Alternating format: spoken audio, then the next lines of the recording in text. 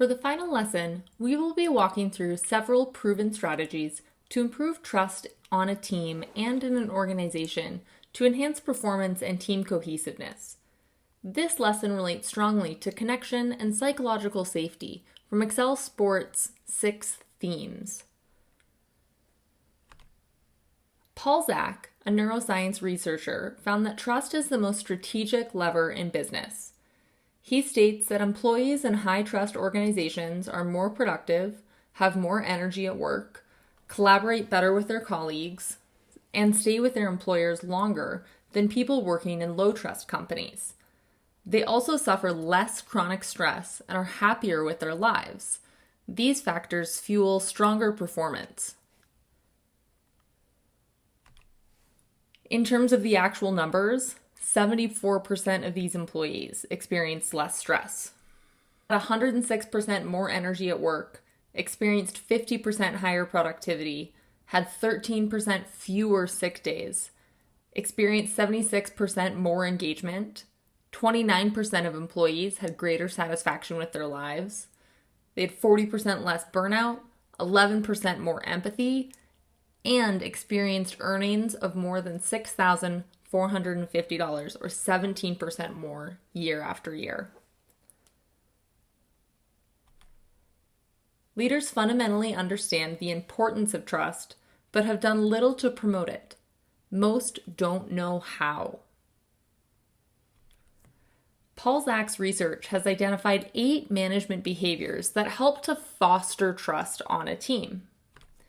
The first is recognizing excellence. Praise in public, criticize in private. This has the largest effect on trust when it occurs immediately after a goal has been met. Challenge stress, meaning assigning the team a difficult but achievable job, which in turn increases the team's focus and strengthens social connections. This is an example of setting a stretch goal, as we discussed in the second module, where the goal is attainable but has a concrete endpoint. Number 3 is giving people discretion in how they do their work. This applies to both student athletes, assistant coaches, and support staff. Autonomy provides innovation. Give people the training that they need and then let them execute it without micromanaging. Number 4 is to enable job crafting. Whenever possible, give those you lead the choice to choose what project they will work on. This can lead to increased productivity and job satisfaction.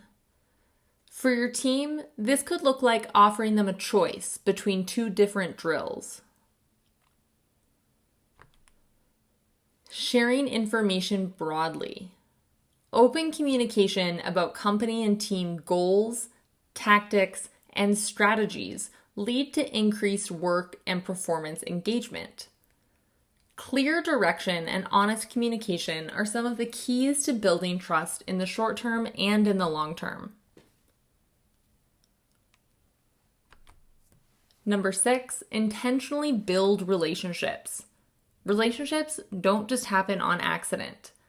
When social connections are built, people don't want to let their teammates down. Google found that managers who express an interest and concern for team members' success and personal well-being outperformed others in the quality and quantity of their work.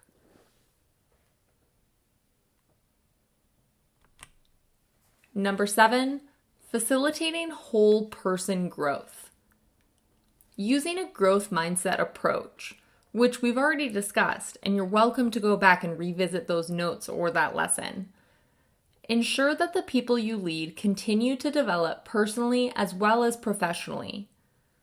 The best coaches have a coaching philosophy that has developed due in part to the time they spent preparing assistants to be head coaches one day.